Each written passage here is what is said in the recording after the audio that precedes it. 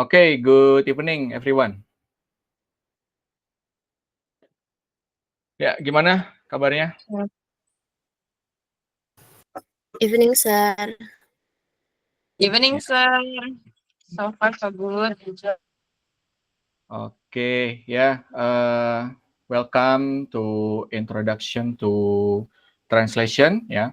Ini kalian sudah di semester 5 nih. Jadi sudah dapat mata kuliah pengantar penerjemahan, ya. Jadi perkenalkan, nama saya Wahyu Budi. Saya lulusan dari Gunadarma, ya. Kebetulan waktu S2 kemarin, S2 saya itu penerjemahan. Jadi cocok ya untuk mengajarkan mata kuliah Intro to Translation ini. Oke, background saya memang penerjemah juga, jadi cukup ini ya, sudah cukup berpengalaman dalam mengajar penerjemahan juga. Oke teman-teman, di mata kuliah ini selama 1 semester akan ada 16 pertemuan, ya. Jadi pertemuannya itu 14 materi dan 2-nya itu untuk UTS dan UAS, ya. Dan nanti kalian akan diberikan basic of knowledge dulu tentang penerjemahan di meeting 1 sampai 7. Lalu di meeting 9 sampai 15-nya itu kalian akan belajar tentang strategi penerjemahan, ya. Ya, jadi saya pisah seperti itu karena kebetulan saya yang merancang RPS-nya.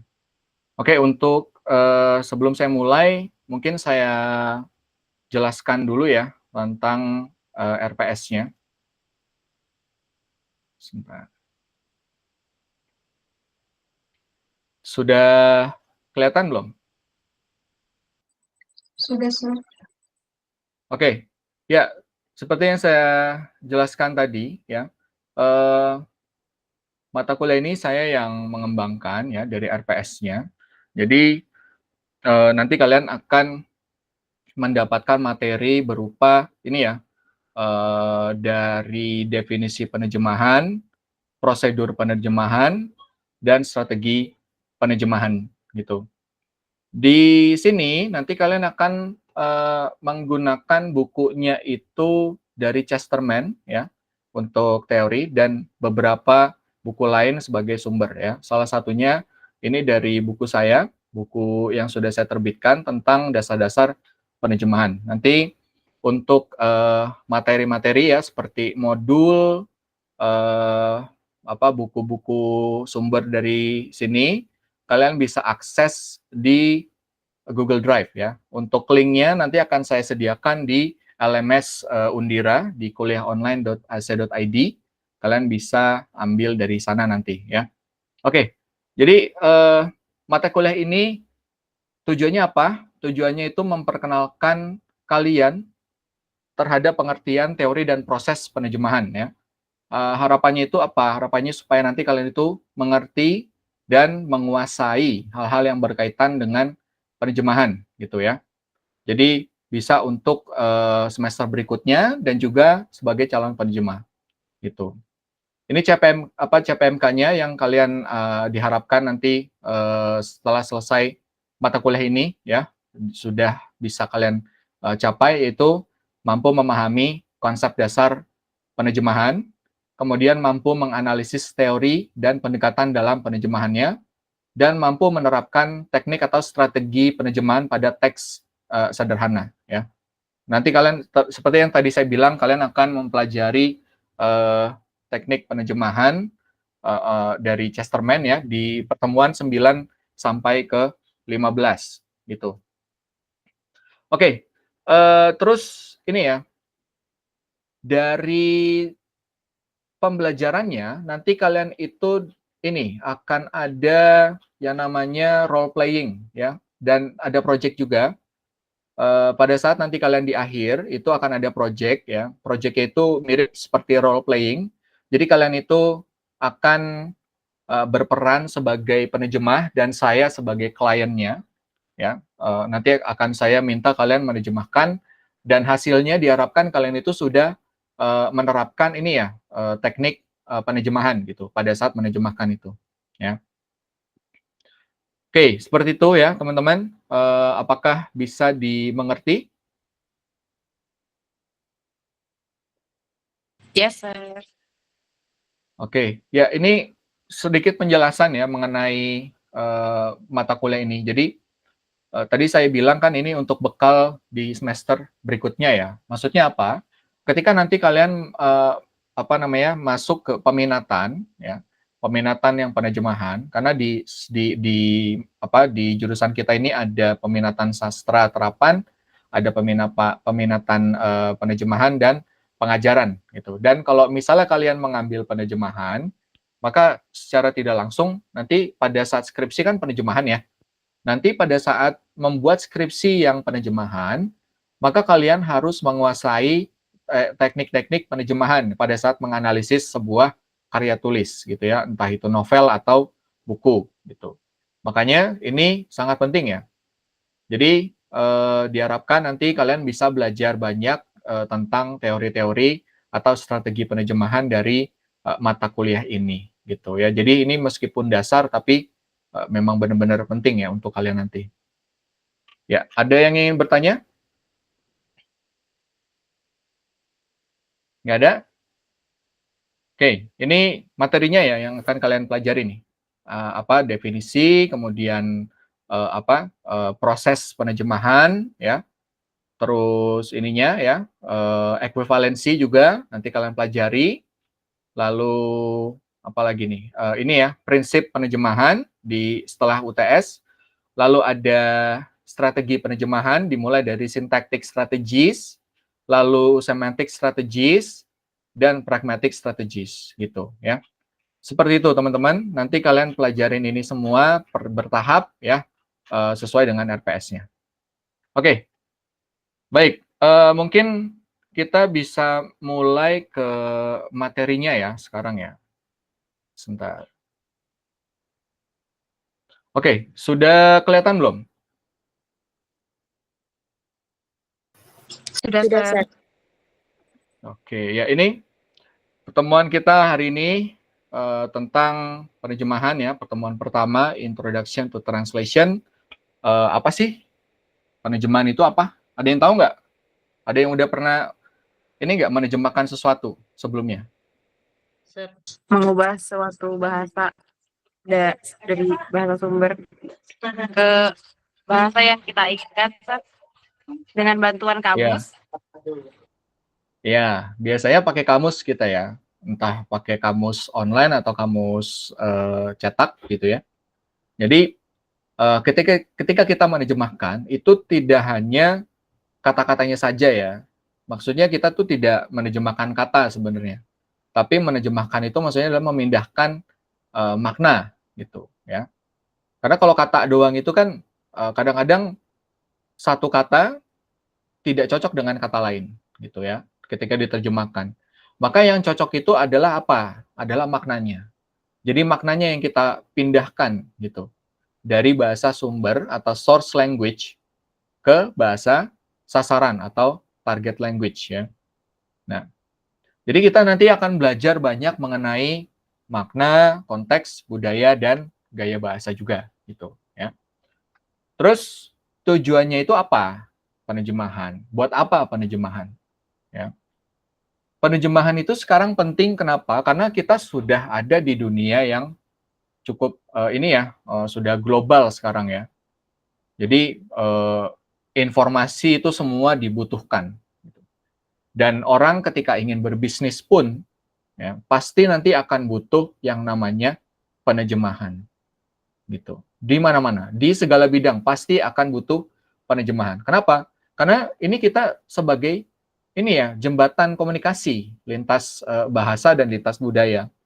Makanya sekarang meskipun sudah ada AI segala macam, kan belum tentu AI-nya itu sudah bagus ya.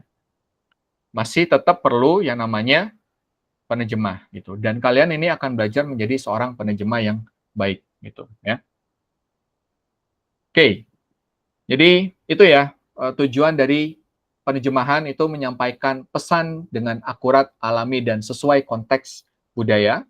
kemudian menjembatani komunikasi lintas bahasa, kemudian meningkatkan akses terhadap informasi global, dan kalau bisa, teks hasil terjemahannya itu tidak seperti terjemahan, tapi langsung ya, sudah seakan-akan dia itu teks alamiah gitu, yang sudah natural di bahasa sasaran gitu ya.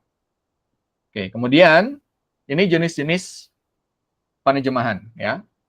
Yang kalian akan pelajari di mata kuliah ini adalah penerjemahan tertulis atau written translation ya. Biasanya itu menerjemahkan itu apa? Misalnya buku, dokumen, terus artikel ya. Dokumen itu bisa berupa misalnya kayak dokumen perjanjian, entah itu dokumen hukum lainnya ya. Kalau buku bisa buku novel, bisa buku paket misalnya gitu ya. Lalu ada penerjemahan lisan atau interpreting ya. Ini ada yang simultan atau simultaneous sama consecutive. Gampangnya kalau kalau simultaneous itu maksudnya ada orang ngomong itu langsung diterjemahkan secara langsung. Ini biasanya kalau ada di konferensi ya, kayak misalnya di pertemuan PBB misalnya atau G17 gitu misalnya. Nah, ini ada orang di belakang layar ya, itu yang menerjemahkan ketika ada orang ngomong. Dan itu langsung diarahkan ke orang yang dari negara tersebut gitu. Misalnya ada orang dari Inggris ngomong, nanti diterjemahkan ke Indonesia oleh penerjemahnya untuk didengarkan oleh perwakilan dari Indonesia gitu ya. Kalau konsekutif itu orangnya ngomong dulu, setelah berhenti kemudian diterjemahkan. Kemudian orang yang dari source language itu ngomong lagi, kemudian diterjemahkan. Konsekutif itu biasanya ada contohnya itu kayak di ini ya, ketika di acara-acara gereja misalnya gitu. Itu biasanya ada gitu, acara keagamaan. Oke, kemudian ada audiovisual. Ini ada subtitling sama dubbing.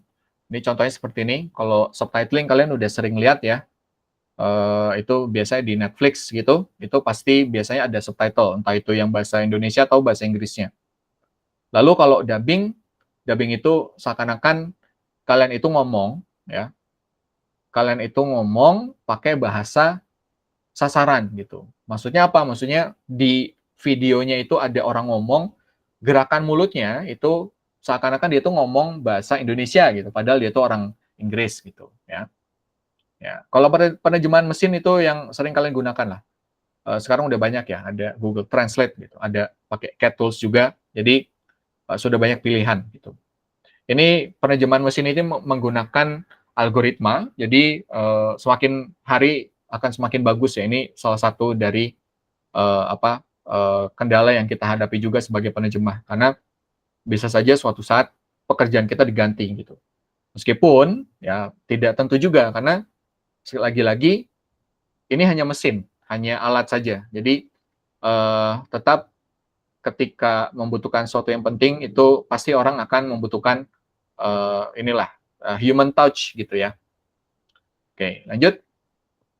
Ini challenges in translation. Nah, ini yang akan kalian hadapi ketika kalian menerjemahkan ya. Apa saja? Itu pertama idiom ya, atau peribahasa. Karena idiom itu beda tempat, beda idiom gitu. Di satu negara idiomnya banyak. Kemudian diterjemahkan ke negara lain, itu udah pasti banyak yang ini ya. Meskipun lagi-lagi ketika ini esensinya kan penerjemahan itu kan menerjemahkan itu memindahkan makna ya. Jadi bukan berarti yang idiom itu tidak bisa diterjemahkan ya. Ini nanti akan ada cara untuk menerjemahkan ya. Tenang saja. Jadi inilah fungsinya translation strategies ya, atau translation methods. Itu ketika kita mendapatkan atau menemukan masalah, kita bisa bisa mengatasinya gitu ya. Lalu ini ada istilah teknis. Kalau istilah teknis itu kalian mungkin ngerti bahasa hukum itu biasanya agak belibet gimana ya. Itu istilah teknis. Jadi ketika menerjemahkan istilah teknis itu kita harus paham betul dengan bidang yang sedang kita terjemahkan itu. Jadi jangan sampai kalian tidak menguasainya, kemudian kalian asal ngambil pekerjaan penerjemahan tersebut gitu. Sangat tidak disarankan. Setidaknya kalian itu sudah belajar banyak sebelum kalian menerjemahkan, ya. Lalu ambiguitas. Nah, ini di mana-mana, di bahasa manapun, yang namanya ambiguitas atau maknanya itu ganda, itu akan kalian temukan ya. Entah itu di bahasa sumber atau di bahasa sasarannya. Untuk menerjemahkan hal seperti ini, maka kalian itu harus ini ya memahami dulu sumbernya itu apa. Maksudnya mau ngomong apa. Bisa diperjelas ya. Ini juga ada teknisnya ketika memperjelas ini. Karena kita melihat ambiguitas itu adalah dari salah satunya adalah melihat dari konteks di situ ya. Oke. Lanjut. Nah, ini tentang penerjemah ya. Seorang penerjemah itu maksudnya apa? Seorang penerjemah itu adalah seseorang yang melakukan penerjemahan gitu. Kalau tadi untuk yang tertulis namanya translator, kalau yang yang lisan itu interpreter, kalau tadi ada subtitle itu namanya subtitler, kalau yang dubbing itu namanya dubber ya. Nah, ini sebagai penerjemah kalian pastinya akan belajar banyak mengenai bahasa. Nah, ini kalian disarankan dari sekarang itu ketika nanti ingin fokus atau menjadi fokus menjadi seorang profesional, saran saya adalah kalian itu mempelajari satu bidang yang kalian geluti. Misalnya kalian mau ke penerjemahan bidang hukum, pelajari hukum. Kemudian ketika mau ambil yang di bidang teknis, misalnya di perminyakan gitu ya, atau gas bumi misalnya. Pokoknya yang energi, maka kalian harus menggeluti bidang tersebut juga. Jadi mempelajari banyak kalimat-kalimat atau kata-kata teknis di situ ya. Baru kalian bisa disebut sebagai profesional itu. Ya. Oke. Terus skill apa yang dibutuhkan? Nah, ini pertama, udah pasti penguasaan dari bahasa sumber dan bahasa sasarannya. Gitu ya. Dari bahasa kita juga harus memahami budaya. Kemudian apa? Kemudian kita harus bisa menulis dengan baik. Maksudnya apa? Karena ketika kita menerjemahkan itu kan memindahkan makna ya dari teks yang dari sumbernya ke sasarannya. Dan kita menulis ulang itu. Jadi tidak sekedar menerjemahkan doang kan, tapi kita juga menulis gitu. Makanya menulis itu maksudnya bukan tulisan tangan ya, tapi kita merangkai kata itu. Ya. Nah, ini yang kalian harus kuasai juga ya. Kemudian ini ya tentang gadget ya, entah itu dari komputer, laptop ya. Pasti kalian harus memiliki kemampuan teknologi ya. Karena apa? Karena pada saat menerjemahkan nanti kalian diharapkan menggunakan CAT tools ya seperti Trados, seperti Wordfast atau yang online seperti SmartCat dan MakeCat gitu ya. Nah, itu nanti kalian akan menggunakan hal itu kalau kalian sudah jadi seorang profesional gitu. Karena tidak mungkin kalian menerjemahkan pakai Google Translate kalian copy paste gitu ya. Lalu manajemen waktu dan akurasi. Maksudnya apa? Maksudnya nanti kalian itu menerima project, pasti biasanya ada deadline, diminta nih oleh si klien. Ah, Pak, saya itu dong mau terjemahin ini, dokumen ini, saya mau submit jurnal nih minggu depan. Kalau bisa sebelum hari Jumat sudah selesai ya, gitu. Nah, itu jadi ini ya, manajemen waktu ya. Kalian harus benar-benar tepat waktu tuh ya. Dan ketika nanti kalian sudah menjadi seorang penerjemah, maka hal ini bisa jadi bargaining chip kalian untuk ibaratnya nambahin ininya ya, biayanya, cost-nya gitu. Itu biasanya seperti itu. Kalau mau cepat, berkualitas ya berarti harganya naik lagi gitu ya. Ya ini penerjemahan ini seperti ini ya. Kalian itu harus punya teknologi informasi nih. Jadi mengerti bagaimana mengoperasikan laptop, komputer, atau alat peralatan komputer lainnya, kemudian harus mengerti CAT tools, kemudian harus jago ngetik gitu ya, cepat ngetiknya, Lalu harus bisa skill komunikasi juga, karena kalian itu pasti akan ngomong dengan klien gitu ya. Nanti pasti akan ngomong dengan klien. Lalu presentasi juga penting. Ketika nanti kalian sedang pitch jasa kalian, itu kan presentasi itu ya. Kalian mempresentasikan diri kalian dan apa namanya dan jasa kalian gitu ke calon klien gitu ya. Kalau linguistics ini udah pasti ya, ini udah paling dasar nih. Jadi termasuk di sini itu adalah proofreading sama subject knowledge. Maksudnya apa subject knowledge? Kalian itu memahami bidang khusus gitu. Kayak tadi yang saya bilang, misalnya bidang hukum atau teknik gitu ya. Terus project management. Ini project management kalian menjadi penerjemah itu biasanya one man army nih. Maksudnya apa? Kalian jadi marketingnya, jadi finance-nya gitu ya. Kalau kayak di perusahaan gitu. Jadi yang jadi penagihnya juga gitu ya. Jadi harus bisa menjadi manajer untuk project kalian sendiri. Belum kalau kalian nanti kerjasama dengan orang lain, maka harus bisa berkoordinasi gitu ya. Harus bisa menjadi pemimpin di dalam project tersebut gitu.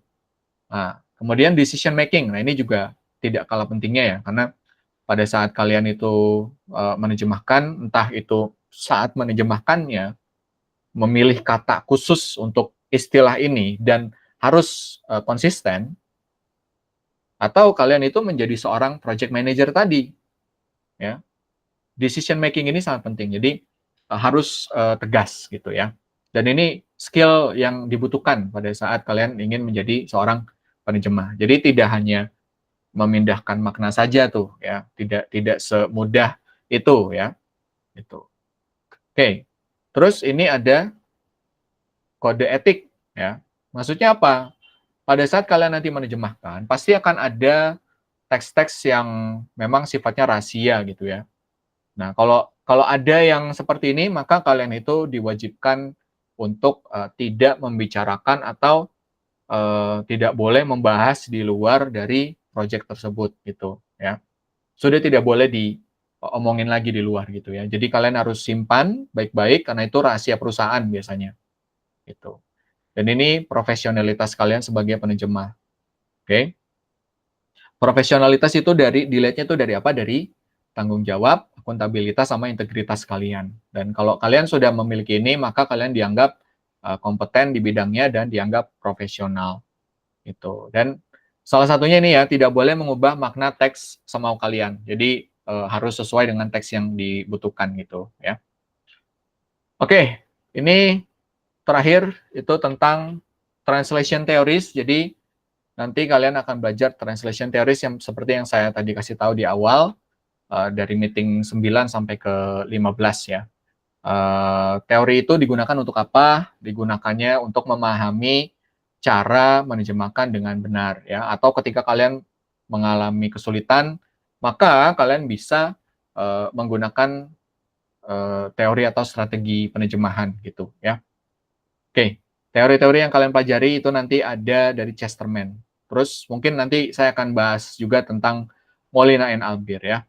Seperti itu teman-teman. Nanti kalian tinggal pelajari ya modul dan segala macam akan saya berikan di lmsundira.ac.id, bisa kalian akses dari sana gitu ya. Oke. Ada pertanyaan? Sir, mau nanya, Ya, boleh. Silakan. berapa kali pertemuan ya kita? Satu Nanti semester. 16 dan itu di meeting ke-8 itu UTS dan 16 itu untuk UAS gitu. Boleh maksimal absen berapa kali, Sir? Maksimal absen itu tidak boleh melebihi 5 kali ya. 4 kali, maksudnya 4 kali. 4 kali absen. Kalau udah 5 kali udah otomatis A. Gitu. Oke, thank you, Sir. Ya. Oke, gimana? Ada yang ingin bertanya lagi? Saya mau nanya. Halo. Ya. Silakan. Soal untuk translation of kayak idiom atau ekspresi budaya gitu, kalau semisalkan di target teksnya idiom itu atau budayanya tidak ada di target Ya. teks, bagaimana cara kita menerjemahkannya? Apakah literal aja atau seperti apa? Oke, untuk idiom, penerjemahan idiom ya, salah satu makna idiom itu, maksudnya penjelasan idiom kalau di penerjemahan itu adalah untranslatable atau tidak bisa diterjemahkan, gitu. Jadi kalau idiom itu biasanya salah satu caranya itu adalah ketika tidak ada padanannya, maka kita menerjemahkan artinya, maknanya. Jadi tidak katanya, tapi maknanya saja, gitu. Itu nanti ada juga tuh di translation strategist tuh, ya. Pertanyaan bagus tuh, ya. Ada lagi? Silakan.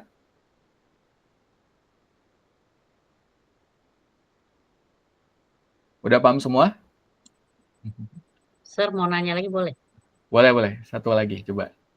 Kan peminatannya jadi penerjemah. Ya. Gimana caranya jadi penerjemah tersumpah, Sir? Oh, itu harus ikut tes lagi tuh. Itu dia ada tes khusus ya. Kemarin itu kan di Kemenkumham. Maksudnya waktu dulu pernah di Kemenkumham. Terus abis itu ke HPI, Himpunan Penerjemah Indonesia. Kemudian katanya mau balik lagi ke Kemenkumham. Ini kita juga bingung nih, makanya sekarang paling kalau mau ketika mau jadi penerjemah, bagusnya itu langsung ke HPI saja. Nanti ikut tes di sana, itu ketika kalian sudah dapat sertifikat itu biasanya itu sudah diakui di dunia kok.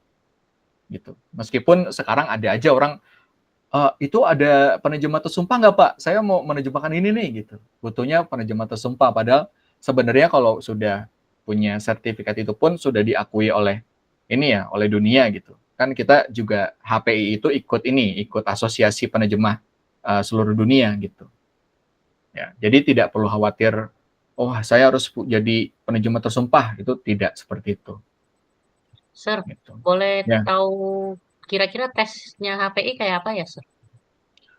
Kalau tes HPI itu ini sih kalian itu menerjemahkan tanpa menggunakan kamus gitu.